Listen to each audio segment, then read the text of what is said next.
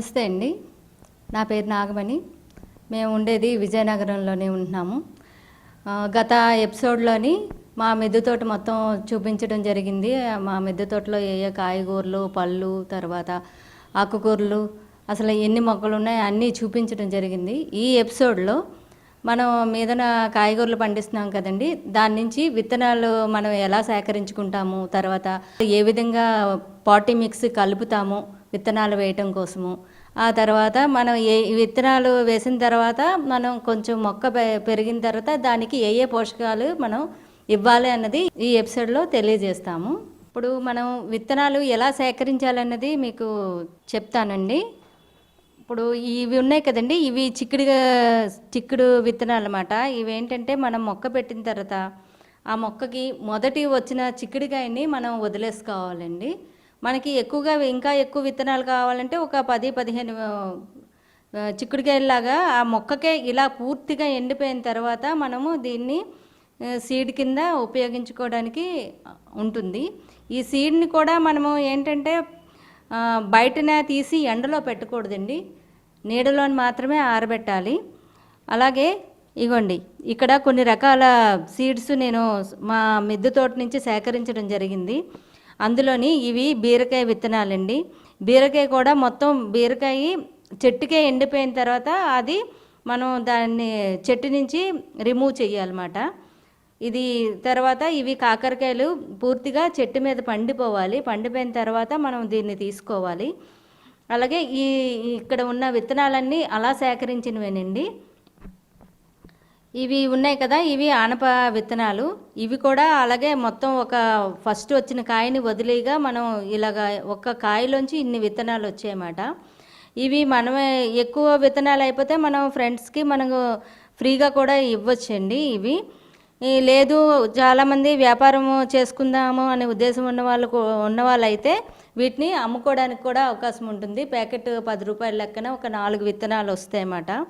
మనం ఎప్పుడైనా మేడ మీద మిద్దె తోటలోని ఏ కాయగూరలు వేసుకున్నా, ఏ కాయగూర అయితే మనకి బాగా బాగుంది, దీన్ని మనం ఇంకా విత్తనం సేకరించుకోవాలి అనే ఉద్దేశం ఉన్నప్పుడు వీటిని ఏం చేయాలంటే ఒక కాయ మనం మొదట వచ్చిన కాయని ఉంచేసుకుంటే మనకి అది విత్తనాలు పోకుండా ఉంటాయండి. తర్వాత ఇవి వంకాయ విత్తనాలండి. వంకాయలు కూడా అలాగే పూర్తిగా పండిపోవాలన్నమాట. పండిపోయి అక్కడ ఏంటంటే పండిపోయిన దాన్ని తీసి కట్ చేసి దాన్ని కడిగేసి విత్తనాలు ఉంచుకోవాలి. ఈ విత్తనాలు కూడా మనకి ఒక 2 ఇయర్స్ వరకు పనిచేస్తాయండి. ఇవి 2 ఇయర్స్ వరకు ఈ విత్తనాలు పనిచేయాలి అంటే మనం ఏంటి చేయాలంటే బూడిదలోని ఆవు యూరిన్ని కలిపేసి దాంట్లోని ఇది కొంచెం సొరిపేయాలన్నమాట. లేదు అనుకుంటే ఆ బూడిదాన ఆవు యూరిన్ కలిపిన లిక్విడ్ ఉంటుంది కదండి, ఇందుమే స్ప్రే చేసి నీళ్ళలోనే ఆరబెట్టేసి దాన్ని స్టోర్ చేసుకోవచ్చు అన్నమాట. ఇలా ప్యాకెట్స్ కింద చేసుకొని ఉంచుకుంటే మనం 2 ఇయర్స్ వరకు వీటిని వాడుకోవచ్చు.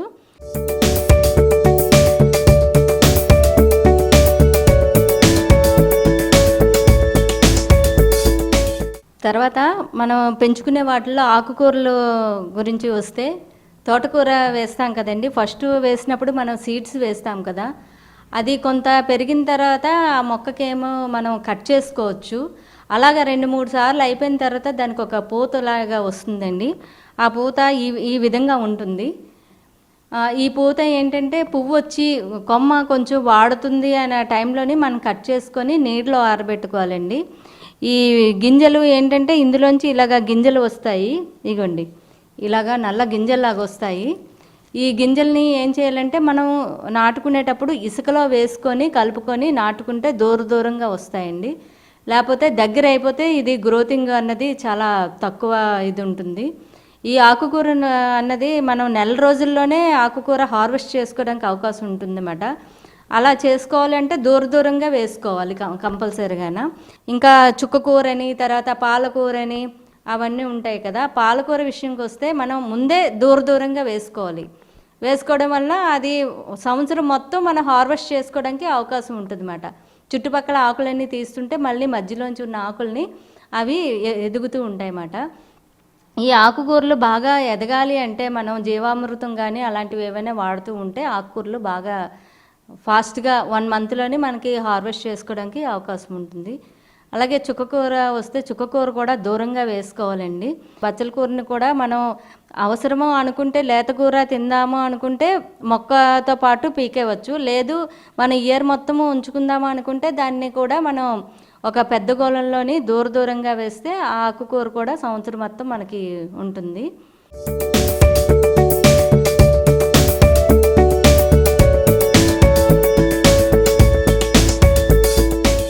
పళ్ళు మొక్కలు అన్నది ఏంటంటే మనం సీడ్ ద్వారా ప్రాపగేట్ చేసుకుంటే అది మనకి 3 years వరకు కాపు రాదన్నమాట. అదే మనం అంటు మొక్కను కానీ తెచ్చుకునేటట్టయితే అది 6 monthsకే మనకి కాపు వచ్చేస్తుంది. అది ఎందుకంటే వాళ్ళ దగ్గర ఎన్నో సంవత్సరాలు బట్టి ఉన్న మొక్క నుంచి వాళ్ళు అంటు కట్టి తీస్తారు. దానివల్ల మన దగ్గరికి రాగానే 6 నెలలలోపు మనకి కాపు స్టార్ట్ అయిపోతుంది. దానివల్ల మనం వెంటనే ఫ్రూటింగ్ అనేది తీసుకోవడం జరుగుతుంది. ఈ పళ్ళ మొక్కల విషయంలో మాత్రం సీడ్ ద్వారా మనం పెంచడం అన్నది కరెక్ట్ కాదన్నమాట. మిద్దెతో అందులోకి ముఖ్యంగా మిద్దె తోటలోని ఎప్పుడూనూ అంటు మొక్కలు తెచ్చుకోవడం వల్ల ఆ మొక్కలు పెద్ద మొక్కలుగా అవ్వవు. ఇంచుమించు ఒక 4-5 అడుగులు ఎత్తు తప్పించి ఎక్కువ అంటు మొక్కలు అనేవి ఎక్కువ పెరగవు అన్నమాట. మన మిద్దె తోటలకి అవే మంచిది.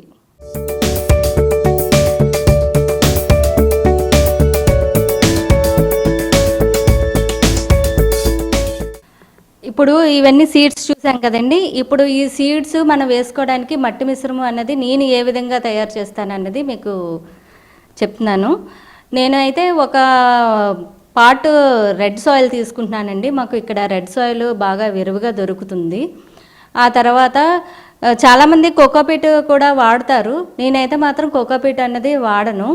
ఎందుకంటే ఎండాకాలం బాగానే ఉంటుంది కోకోపీట్ అన్నది. అదే వర్షాకాలం వస్తే నీరు ఎక్కువ నిల్వ ఉండిపోయి అది మనం వేసిన విత్తనము కుళ్ళిపోయే అవకాశం ఉంటుందన్నమాట. అందుకని నేను నా విధానంలో నేను కోకోపీట్ అన్నది వాడను. కోకోపీట్ బదులుగా బాగా మాగిన ఆవుల ఎరువుని వాడుతుంటామన్నమాట. ఆవు పేడని కనీసం అది 6 నెలలైనా మాగి ఉండాలన్నమాట. ఆవు పేడని తెచ్చుకొని నేను అది వాడుతుంటాను. ఆ తర్వాత ఇందులోని లోపల పురుగులు ఏవి రాకుండా వేపపిండి వాడతానండి. ఆ తర్వాత కొంచెం బూడిద మాత్రం కలుపుతాను. బూడిద వలన కూడా మనకి మొక్కలు లోపల నుంచి వేరు వ్యవస్థ బాగుంటుంది. బూడిద తర్వాత బొగ్గు ఇవన్నీ మనకి వేరు వ్యవస్థ కోసమే వాడతాం అన్నమాట. నేను అవి వాడుతూ ఉంటాను. తర్వాత నెక్స్ట్ ఆకుకూరలకి అయితే మాత్రం అందులో కొంత ఇసుక కలుపుతానండి. ఆకుకూరలు అందరూ వేసేటప్పుడు అందరికీ ఒకలాగా రావట్లేదండి. కొంతమందికి బాగా వస్తుంటాయి, కొంతమందికి బాగా రావట్లేదు.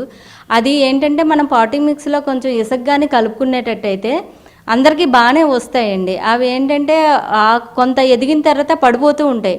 అదే ఇసుక కలపడం వల్ల ఏంటంటే అవి కరెక్ట్గా నిలబడడానికి అవకాశం ఉంటుంది. తర్వాత డ్రైనేజ్ కూడా బాగుంటుంది అన్నమాట. నీరు ఉండిపోకుండా వెంటనే నీరు వెళ్ళిపోతుంటుంది ఇసుక వలన.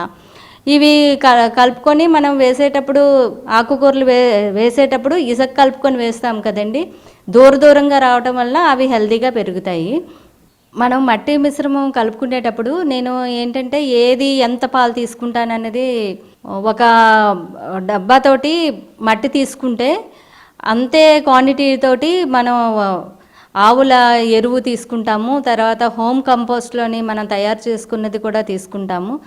అందులోని ఒక పిడికడు మనం వేపపిండిని కలుపుకుంటాం అన్నమాట. తర్వాత బూడిద అన్నది కూడా ఒక పిడికిడి కలుపుకుంటాము. ఇసుక అన్నది మాత్రం మన చాయిస్ అన్నమాట. ఆకుకూరలకి కలుపుకోవచ్చు.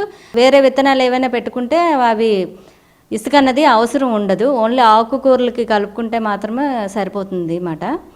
ఇప్పుడు మనం ఇలాగా అన్ని రకాలు కలిపి మట్టి మిశ్రమం చేసుకున్నాం కదండి. అందులో మట్టి మిశ్రమం అయిపోయిన తర్వాత అవి మనం విత్తనాలు పెట్టుకుంటాం కదా. ఆకుకూరలకైతే మనం అందులో పెట్టిన మట్టి మిశ్రమంలోనే ఉన్న పోషకాలు సరిపోతాయి. ఈ తర్వాత కాయగూరలు ఏ విత్తనం వేసుకున్నా మళ్ళీ రీపాట్ చేసుకుంటాం కదా. రీపాట్ చేసుకున్న తర్వాత అవి 2 ఇంచులు వచ్చిన తర్వాత అది రీపాట్ చేయడం జరుగుతుంది. ఆ తర్వాత కొంచెం అది 1 month అయ్యేటప్పటికి మనకి పూత దశ వస్తుందండి. పూత దశ వచ్చేటప్పటికి మనం వాటికి మన ఇంటి దగ్గర హోమ్ కంపోస్ట్ అని వారంకి ఒకసారి ఏదో ఒక లిక్విడ్స్ ఇస్తూ ఉంటే అవి గ్రోతింగ్ బాగుంటాయి అన్నమాట. మనకి కాయగూరలు కూడా ఈడ్లు బాగా వస్తాయి. అవి ఒక రకం కాయగూర కోసిన తర్వాత మళ్ళీ వెంటనే మనం ఒక 2 డేస్ గ్యాప్ ఇచ్చి వాటికి మళ్ళీ కొంత చుట్టూ తవ్వేసి ఎరువు వేయవలసి ఉంటుందండి. ఆ ఎరువు అన్నది ఘనజీవామృతమై అవ్వచ్చు, లేదంటే లిక్విడ్ రూపాన్ని కూడా మనం ఇవ్వచ్చు.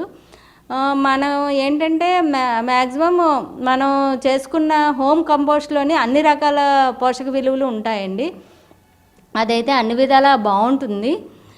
లేదు మాకు హోమ్ కంపోస్టు కష్టము అది ఇది అనుకున్న వాళ్ళు జీవామృతము, తర్వాత ఏమో పశువుల ఎరువు అదంతా బయట నుంచి కొనుక్కొని తెచ్చుకొనైనా మనం వేసుకోవచ్చు. మ్యాక్సిమం ఎవరు కాయగూరలో ఇంత పండించి డబ్బులు ఖర్చు పెట్టి కాయగూరలు పండించడం ఎందుకు అని మనకి చాలామంది ఎందుకులే అని అనుకుంటారు. అలా కాదండి, తక్కువలో కూడా మనం చేసుకోవచ్చు. ఏది కొనకుండా ఆవు ఎరువు, లేదంటే ఏ రకమైన ఎరువైనా, ఆవైనా గేదైనా ఏ రకమైన ఎరువైనా సరే మట్టిలో కలిపేసి వేసేస్తే సరిపోతుంది. దాని మీద మనం హోమ్ కంపోస్ట్ అన్నది వాటికి వేస్తే పండించేవచ్చు. అది కొనాలి ఇది కొనాలి వర్మిక్లేటు అది ఇది అని అందరూ చెప్పడం వలన కొంత భయపడుతున్నారు పండించుకోవడానికి. అమ్మో ఇంత కష్టమా కాయగూరలు పండించడం అని. సులువుగా పండించే పద్ధతులు కూడా ఉంటాయండి ఇందులోని. ఎంత ఆఫీసులకు వెళ్ళినా ఏది చేసినా మార్నింగ్ 1 అవరు ఈవినింగ్ 1 అవరు దాంతో స్పెండ్ చేయగలిగితే సరిపోతుంది. అంతకన్నా పెద్దగా మనకి మొక్కల దగ్గర టైం పట్టదు. కుండీల్లో కలుపు తీసుకోవాలనుకున్నప్పుడు మనం ఆదివారం పూట పెట్టుకుంటే సరిపోతుందండి. చాలామంది ఆదివారం ఫ్రీ టైం ఉంటుంది కదా, ఆ ఒక్కరోజు కలుపు తీసుకుని తర్వాత మనం ఏవైనా జీవామృతం కానీ అవి ఏవైనా వేయాలి అనుకుంటే ఆ రోజే చూసుకుంటే బాగుంటుంది. మిగిలిన రోజులంతా ఎక్కువ పని పని ఒత్తిడి వలన మీరు చెయ్యలేకపోవచ్చు. కానీ ఆదివారం అన్నది ఒక రోజు ఉంటుంది కదా, ఆ ఒక్కరోజు చేసుకున్నా మనం ఎన్ని రకాల కాయగూరలైనా పండించేవచ్చండి. తర్వాత మొక్కలకి పురుగులు పడతాయి కదండి, దానికి నేనైతే మాత్రం ఓన్లీ ఆవు యూరిన్ మాత్రమే వాడతాను. అందులో కూడా 1:10 వాడతాను అనమాట. 1 ఆవు యూరిన్ అయితే 10 వాటర్ తీసుకుంటాను. అవి డైల్యూట్ చేసి నేను అది మాత్రమే వారంకి ఒక్కసారి కంపల్సరీగా నేను స్ప్రే చేస్తాను. అంటే అక్కడ పురుగు ఉందా లేదన్నది మనకి అనవసరం. వారం స్ప్రే చేసేస్తూ ఉంటే మనకి పురుగు అనేది రాదు. దానివల్ల మొక్కలు పాడవు అన్నమాట. ప్రతి ఒక్కరును మనం పండించుకొని తినడం వల్ల మనకి హెల్త్ కూడా బాగుంటుందండి. మీరు ముందు ఆకుకూరలతో స్టార్ట్ చేయండి. ఆకుకూరలతోటి ఒక 2 వేస్ట్ డబ్బాల్లోని కొంచెం మట్టి, కొంత ఎరువు, మన కంపోస్టు కానీ లేకపోతే ఆవు పేడ కానీ వేసుకొని పెట్టండి. ఒక 2 మొక్కలు పెట్టుకోండి ముందు. ఆ పెట్టుకున్న తర్వాత అవి మీరు పెంచగలను అనే నమ్మకం వచ్చినప్పుడు 3వ మొక్క పెట్టుకుందరు. కానీ అలాగా కొన్ని రోజులు, ఒక నెల 2 నెలలు అది కంటిన్యూ అవుతుంటే మీ అంతలు మీకే దీని మీద ఇంట్రెస్ట్ పుట్టి మీరు కాయగూరలు కూడా పండించడము, తర్వాత ఏమో పళ్ళు మొక్కలు కూడా వేసుకోవడం మీకు మీ అంతలు మీకే వస్తుంది. దీనివల్ల మనకి ఆరోగ్యము ప్లస్ ఏంటంటే మనం మన చేతులతో పండించుకునే తిన్నామన్న తృప్తి కూడా ఉంటుందండి. ఈ ఆనందం చెప్పలేనిది. ఇవన్నీ కాయగూరల గురించి వాటి గురించి మా మిద్దె తోట గురించి చెప్పడానికి అవకాశం ఇచ్చిన రైతు నేస్తం వారికి ధన్యవాదాలండి.